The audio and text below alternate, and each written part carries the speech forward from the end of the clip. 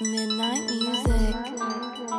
Coming up this week on Kings of the Rings podcast, it is officially our final show of the year, and you can trust me when I tell you it will not disappoint. We are going to break down all the biggest news and sightings going on in the world of pro wrestling going into the new year. Oh yeah, and by the way, we have an announcement that might even put Tony Khan to shame. So sit back, relax, stay tuned, and let's celebrate the year 2023 with episode number 363, and the nominees are exclusively here on Wrestle Addict Radio, and it starts right now.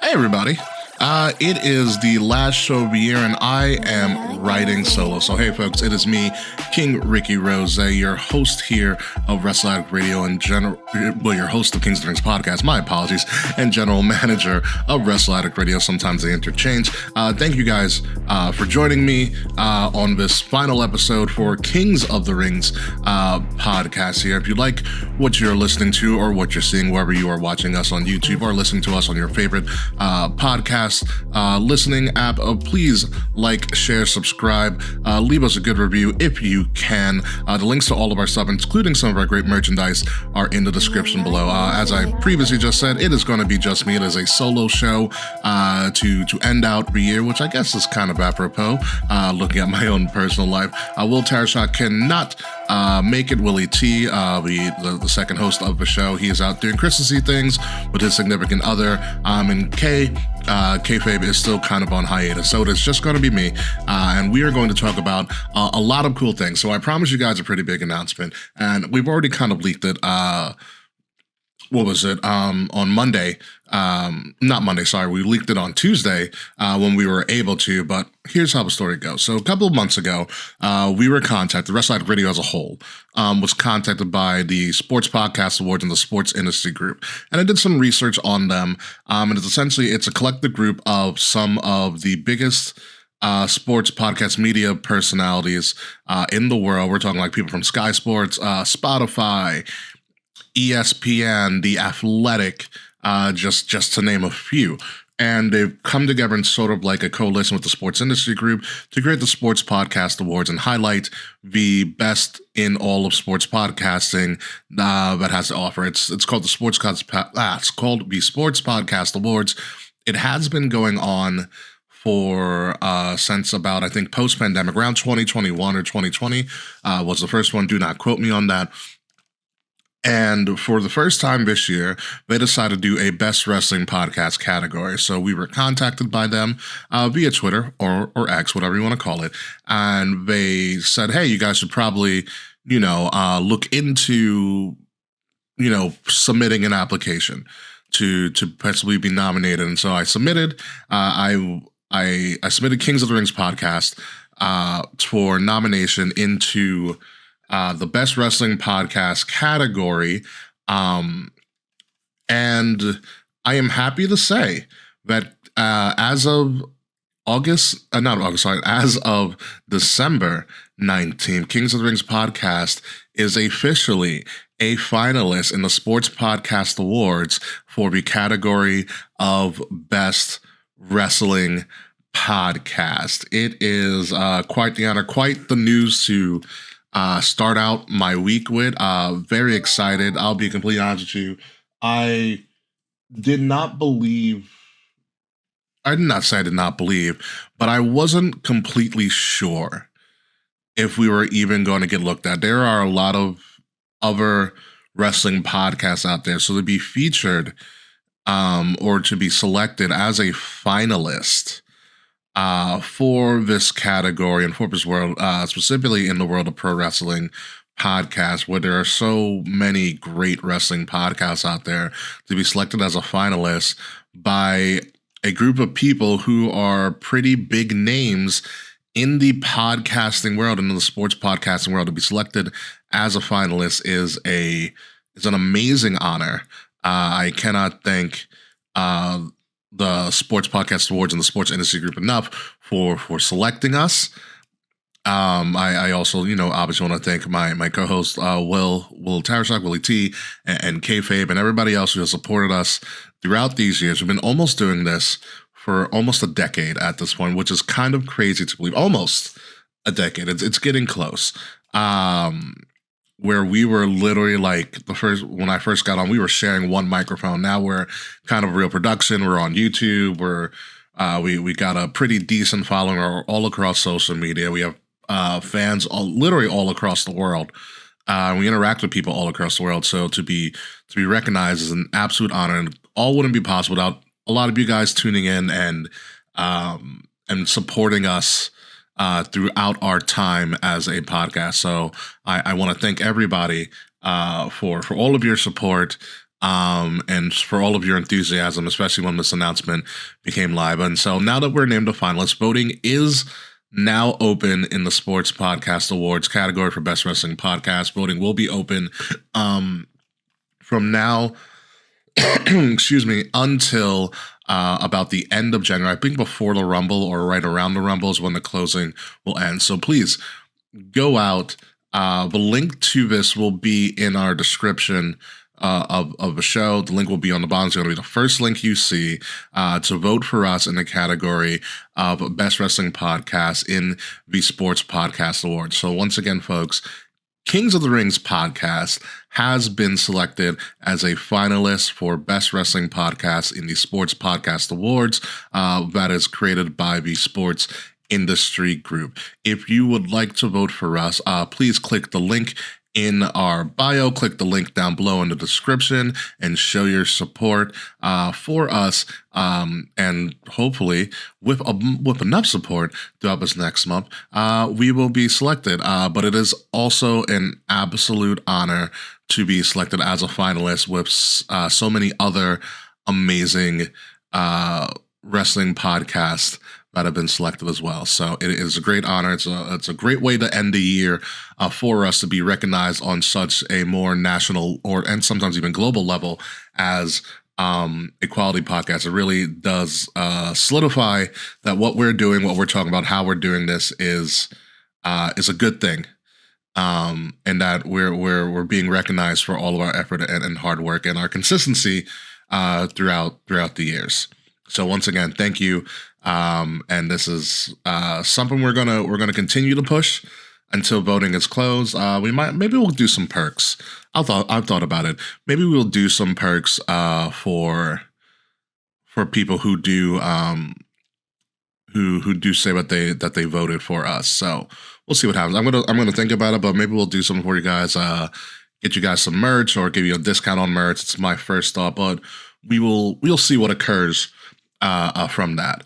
But moving on into the world of wrestling, and unfortunately, AEW is losing one of their top stars and one of her EVPs. Kenny Omega released this picture that you see if you're watching the video here on social media, but he has been in the hospital and he is going to be out indefinitely. Now, if I remember correctly, and somebody can correct me in the comments when you're listening to this or when you're watching this, I believe Kenny Omega has gotten a bout of diverticulitis, which is very dangerous, and if not treated swiftly and efficiently, it can be really, really fatal.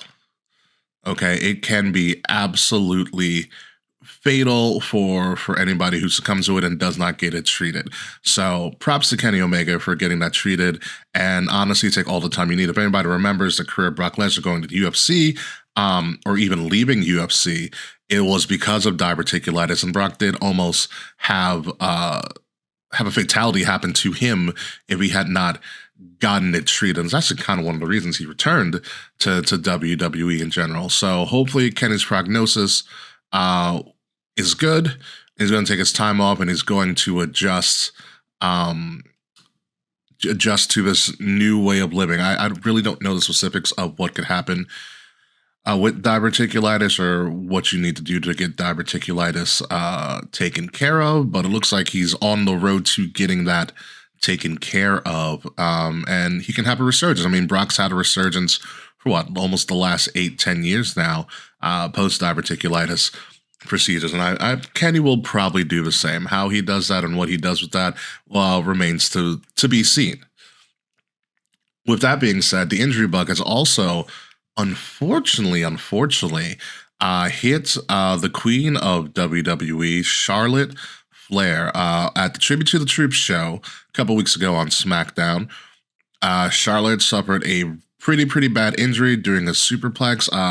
It has been revealed that Charlotte Flair suffered a torn ACL, MCL, and meniscus. I don't know if it's partial tears, if it's full tears, or complete tears, but ACL, MCL, meniscus was injured, or they were torn in some way, shape, or form, and WWE officially announced that she is out approximately 9 months. Pretty much her 2024 is not going to be a thing. She misses WrestleMania. She misses the Rumble.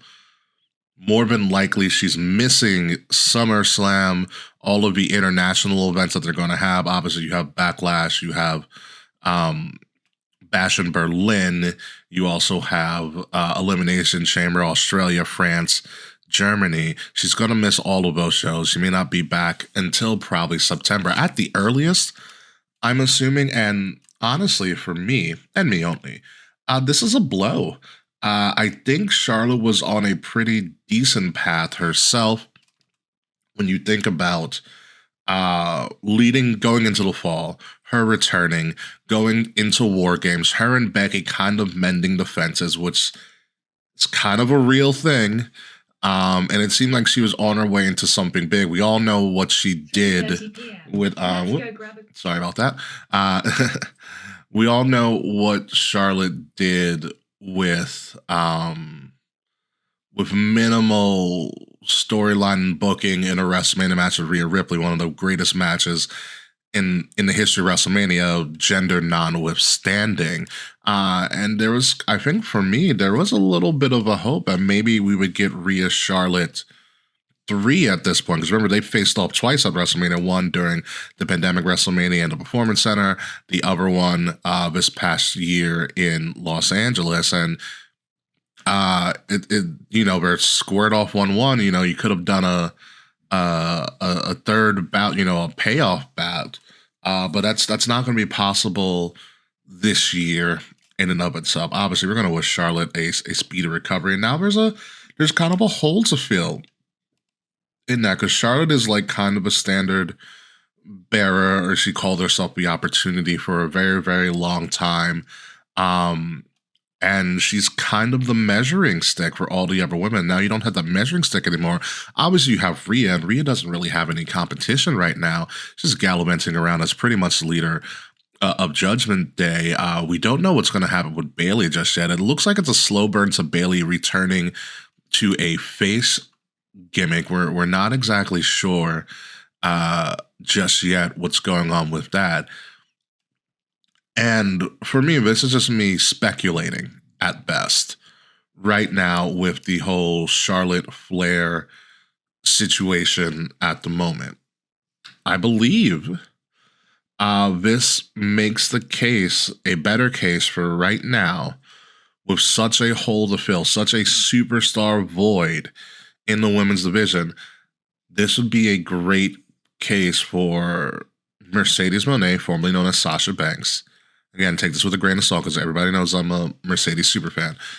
This would be a great case for her to come back and fill that void that Charlotte's left. I mean, Becky's going to do her thing with Nia, and she's continuing to do her thing with Nia. But with 9 months away, and Charlotte on SmackDown, Becky's on Raw. Obviously, you can say what you want about brand splits and roster stuff. They've been pretty consistent for most of our top talent that they do not cross over to shows, except for special events like Tribute to the Troops, and sometimes, you have your mega show going around a major PLE or something like that. Otherwise, they are pretty separate.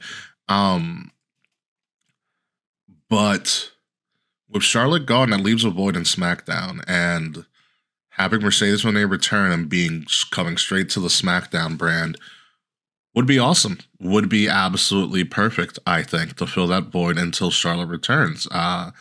There's rumors that Mercedes isn't under contract. She's fielding offers. It is very, very possible that she could return to the States, or she can re-sign with New Japan. Who knows? Her value, we talked about this last week, her value is high. She's gonna get more money. She deserves more money than what she was originally getting. It's just a matter of where she's gonna go and where she feels comfortable.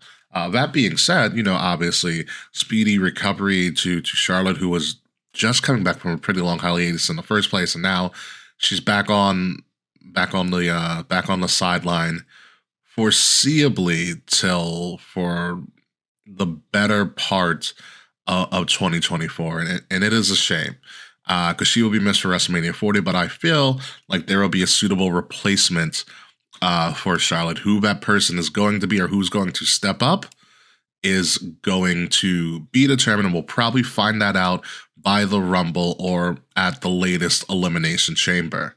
So speedy recovery to Charlotte. But that's all. But all's not bad in WWE, because apparently AJ Styles has gone back to the gym as well. He went on the Randy Orton apparently recovery route and came back jacked as all hell. I don't think I've seen AJ Styles this big or this cut maybe ever. And I'm like, even going back to like short-haired Styles from the TNA Impact days, AJ Styles is disgustingly huge, and I don't know why. I'll tell you this right now. I don't know why, and I don't understand how I did not notice AJ Styles was wearing all black, which should have been the clear indicator that he was turning on somebody, and also happened to be turning on one of the hottest babyfaces on SmackDown, LA Knight. What does that mean for BOC?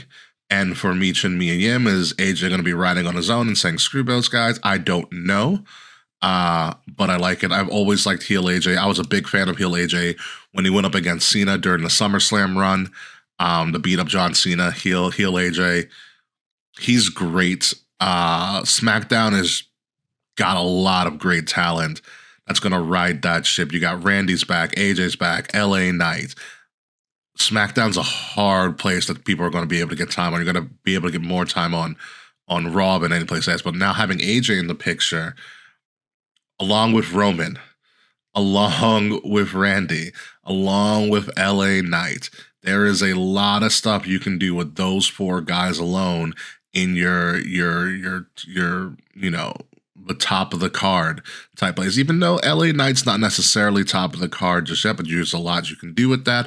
I still say LA Knight goes back to that upper mid and works in the US title scene. I don't know what he does with that, because you have Carmelo Hayes, who had a great showing in the US title tournament as the NXT talent going there. And Carmelo Hayes versus Logan Paul, surefire classic. I don't know what you do with this, but I'm interested to see what they do with LA Knight, what they do with Randy Orton, what they do with a returning heel AJ Styles. There is so many possibilities now, and all of this is going into Royal Rumble / WrestleMania season, which is exactly what you want to be. You want to have all these opportunities and possibilities where you can pivot and go different places. And that is exactly what they're doing here. So welcome back, AJ Styles. He's going to be missed, and it's going to be a ton of fun. Speaking of tons of fun, we actually have, for like the second week in a row, TNA news. Or Impact news, whatever you want to call it. I mean, it's reverting. TNA, or Impact, is reverting back to TNA at the beginning of next year. So it's safe to call it TNA. I know last week, we discussed that TNA was getting its own streaming service with an Endeavor streaming thing, which is not the Endeavor that is owned by that owns WWE. Thank you, Will Tarashok, for confirming that. But this news is even more interesting. Not only is TNA getting a streaming service, TNA is also partnering with Powertown, a company that's going to help them make TNA action figures for all of their performers. And that's always going to be a good thing because obviously the performers will get obviously some royalties from the selling of those figures. The wrestling action figure community is substantial and really, really big. And so it's going to be good for them. I'm going to be interested to see what these figures look like. I know when AEW announced they were doing wrestling figures, wasn't the biggest fan of them. Obviously, I still think WWE probably has the best looking figures in all of the major companies. But this is just a massive win for TNA. They got a streaming service now. We're getting action figures. They are promoting pretty hard. They're promoting really, really hard. I think it's Hard to Kill and something else on like the second weekend in January of 2024. TNA does a unique thing where I think this might be just a Hard to Kill weekend where they do like a special on Saturday and a special on Sunday. It's like a two-parter thing. And it's not even like their WrestleMania because that's usually Bound for Glory. Correct me if I'm wrong. I'm not the expert on TNA. I'll leave that to Nate and the Brace for Impact podcast for that one. However, TNA always fascinates me. I've said this before historically in previous shows. They are like the cockroach that like never dies. They're like the cockroach that survives the apocalypse. They somehow find a way to stay relevant, to stay in the know. And with this double special, this Hard to Kill weekend that they're going to do, they said they have some sort of major announcement or someone big is showing up in particular. I have no idea who it is. It could be Mercedes Moné, very viable option. It could be Okada, but Okada's already been announced for TNA or doing a little mini TNA run. So it could be anybody. Someone said it was AJ Styles, but I don't think so. I think AJ is going to be strictly and exclusively to WWE for the foreseeable future. I don't think he'll make an appearance. So I'm very interested to see what TNA does. With all this being said, it looks like TNA is going aggressive into 2024. And it feels to me that TNA is vying for that number 2 spot with the hardcore fans. And I've watched TNA in the past. I'm pretty entertained by TNA. I don't always follow all the storylines, but I'm pretty entertained by TNA. TNA is this interesting amalgamation of like what I feel they have WWE like storylines and they have AEW like good wrestling skills, and they find a way to merge the two. So like on paper, TNA should be really good, except they don't really have a TV deal. That's like the one thing they're missing. You got the streaming service, you got the figs. They just need a solid TV deal, which is really hard to do when you have WWE and AEW kind of taking up that space. Who's going to want to shell out money for them? And I honestly, I hope they do.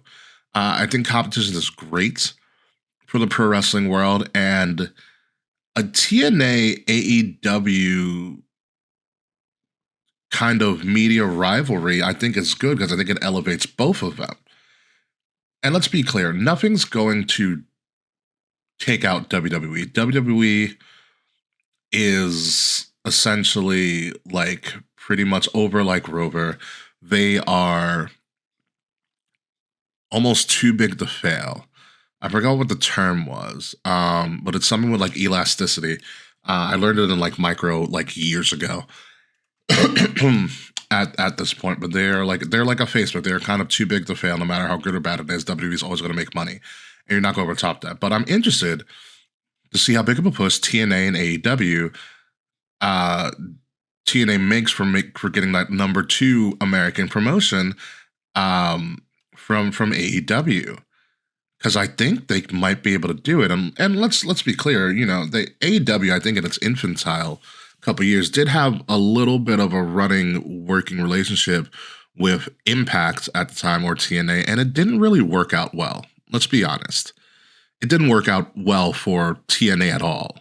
Maybe it worked out well for AEW and people because they were kind of running roughshod, but it didn't work well for Impact / TNA. So I like that TNA is being a little bit more on the aggressive and getting some deals done. Action figures, streaming service, they can get a legit TV deal. This could be a force to be reckoned with. So definitely be on the lookout for TNA in the new year. And whoever the hell that they said is going to show up at their Hard to Kill weekend, I'm still very fascinated by that. Again, it could be anybody, and that is the scary part. And depending on who it is, will probably be a huge indicator of how TNA is going to look and how TNA is going to be looked at by all of us, the wrestling podcast community, and just the wrestling world as a whole. So good luck to TNA. Moving on, in probably, if you're watching this, in probably the hottest mugshot that anybody in the pro wrestling world has ever seen, Liv Morgan, unfortunately, was pulled over in Florida over the weekend on marijuana, under 20 grams, drug paraphernalia, and I think cannabinoid of some sort, which is like a synthetic marijuana. I think the biggest shock to everybody who read this and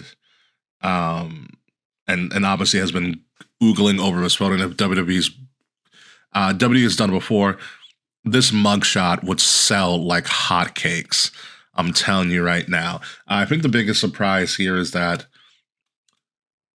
she got pulled over for drugs. I mean, this is LOL Florida. Pulled over for weed. And people are like, really, weed? Which is very surprising. The report that came out from this arrest was that she was driving somewhat erratically, which forced them to pull her over. And that's when they found whatever the drug paraphernalia was, and the cannabinoid and the weed that was under 20 grams was actually really isn't that much. I don't know for sure, and I haven't even checked WWE sources. I haven't seen anything commented on it. But I believe this will probably be a wellness violation for her. If they have not implemented it already, they will probably soon.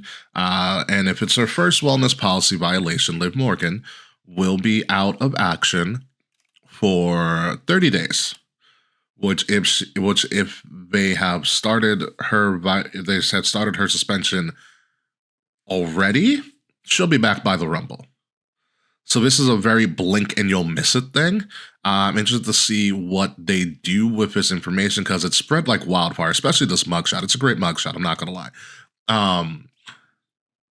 I'm interested to see what WWE does with this information now that it's pretty much public knowledge. If they play it into her return, because she's going to come back.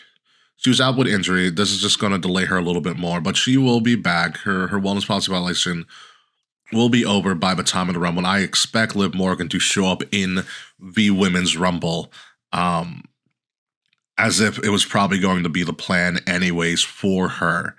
Regardless, this seems to be a bump in the road, but it's a very minor bump in the road. Liv Morgan will be back and should be no worries by anybody. The erratic driving is concerning.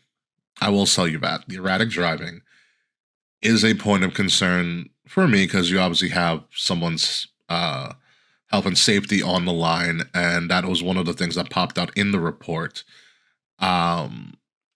So that is something to kind of be a little bit of a cause for concern. But again, I'm interested to see how WWE handles this moving forward after I'm assuming her wellness policy violation is served for that. So expect Liv Morgan to be back by at the latest February. But I think she's making the Rumble.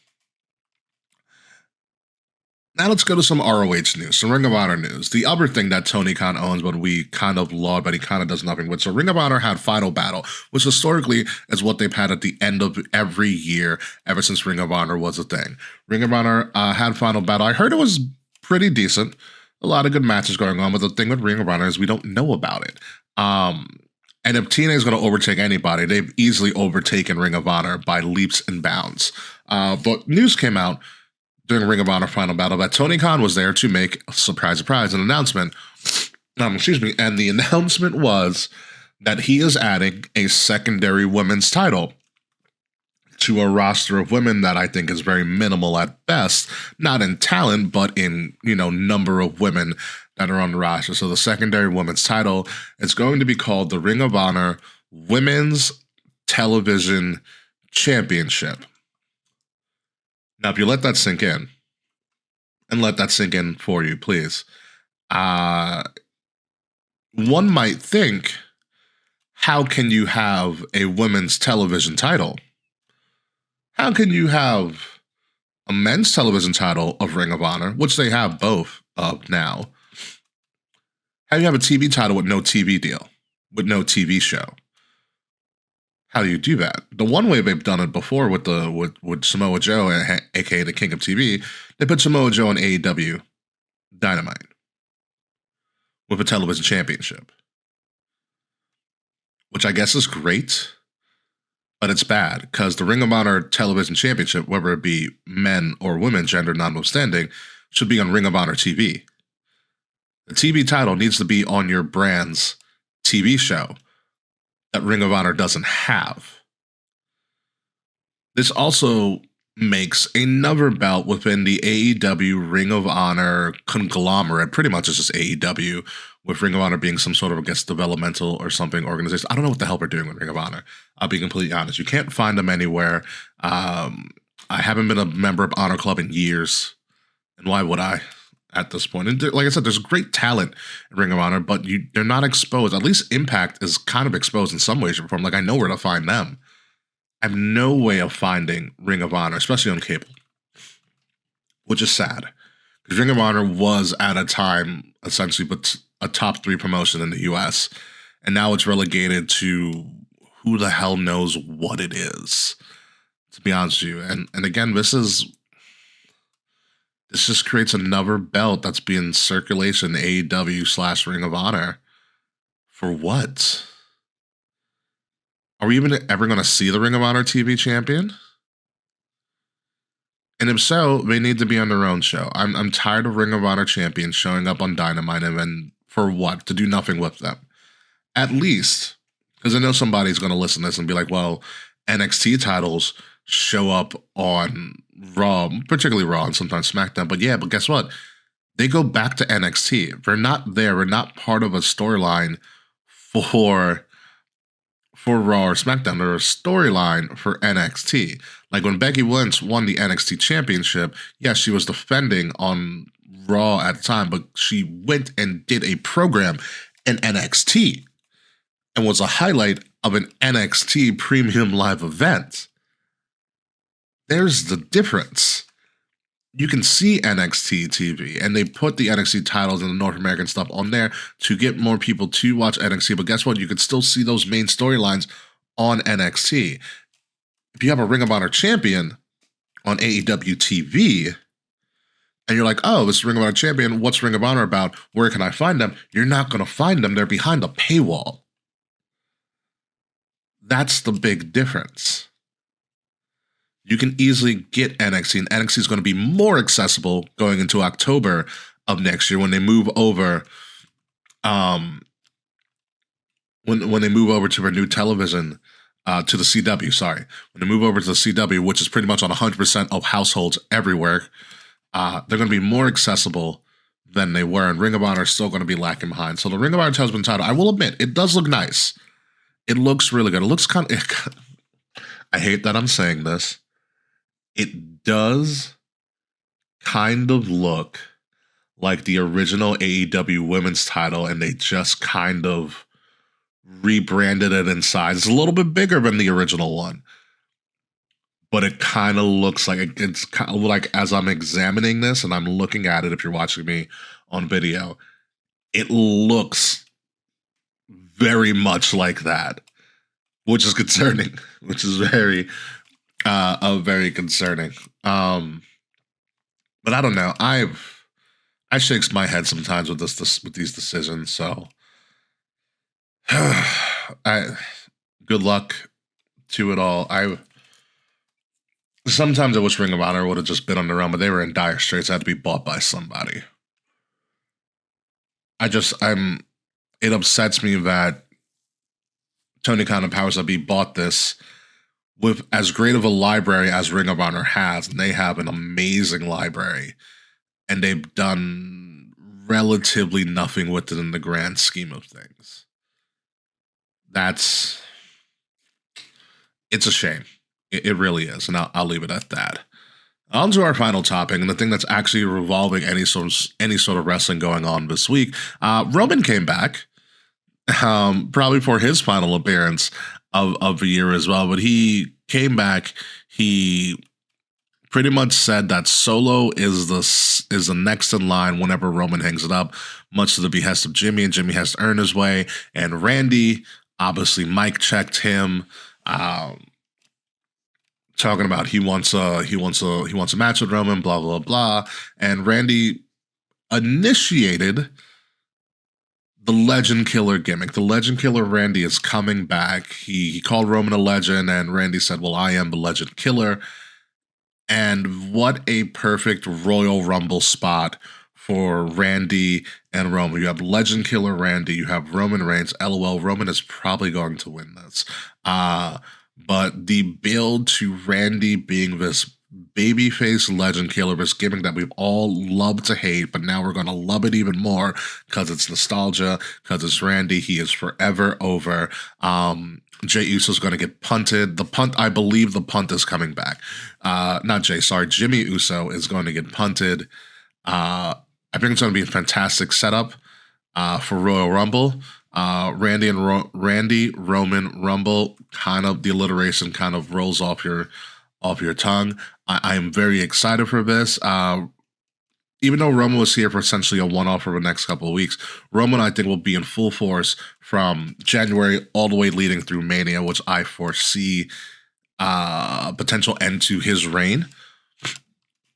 Roman's going across some pretty crazy milestones right now, and he's going to main event another WrestleMania, and I think it might be, a pretty monumental one, it being WrestleMania 40 and everything like that. But going up against Randy and maybe potentially beating the Legend Killer at the Rumble is a great start to the year for WWE. Roman and Randy. Obviously, AEW's ending their year with MJF and Samoa Joe on Long Island, actually, which I'm probably not going to, but I'll consider it. So it's all good. It's all good. So, ladies and gentlemen, I know it's pretty short this week, but this concludes Kings of the Rings podcast for the year. We are nominated for Best Wrestling Podcast in the Sports Podcast Awards by the Sports Industry Group. And that is a huge honor. What a way to end the year. Thank you guys all for being a part of this show for as long as you have. Again, my name is King Ricky Rose. You can find me at Ambassador Biggs across all social media outlets whenever I decide to return, which will probably be in like 2 or 3 weeks from now. BIGZ, Ambassador Biggs. Find Kings of the Rings podcast at KOTR_podcast across all social media outlets. Like, share, subscribe, leave us 5-star reviews wherever you listen to us on all your favorite podcast platforms. If you're watching us on YouTube, please like, share, subscribe, and also, more importantly, make sure you cast your vote for us in the Sports Podcast Awards for Best Wrestling Podcast. We are obviously a part of Wrestle Addict Radio, and I cannot be remiss by shouting out all of our great members and great shows of Wrestle Addict Radio, including us, Kings of the Rings podcast, the Young Lions Perspective podcast, which is on hiatus, but will be returning soon. The Brace for Impact podcast and the Fratzelmania podcast. We would not be as strong as we are without all of them contributing to us and us contributing to them and creating the brand that is Wrestle Addict Radio. If you're listening to us, make sure you're listening to us on Wrestle Addict Radio, the cure for the common wrestling podcast. Find Wrestle Addict Radio socials on addict_wrestle on Twitter and Wrestle Addict Radio everywhere else you can find us on socials. Again, thank you everybody for being a part of this fantastic award nominating year, which I still cannot believe it. I'm very, very happy. It's a win that I think I solely needed out of this year. When we come back next year, we're going to get ready to rumble. We're going to have a lot of stuff to talk about. A lot of things are going to start to unfold. A lot of free agents are about to become free agents. A lot of people are going to start getting signed and popping up in different places. Very exciting year going into 2024. It's a WrestleMania year for myself. I'll be returning to WrestleMania. And hopefully we might have some awards come our way as well. So please do not forget to vote. Happy holidays. Enjoy your new year. Be safe. Text people that you love, tell them you love them, and all that stuff. Be safe, be healthy, and goodbye. Good night. We'll see you soon. You better go out and vote, damn it. Even you, Slack. Fuck you, Slack. We'll see you next year.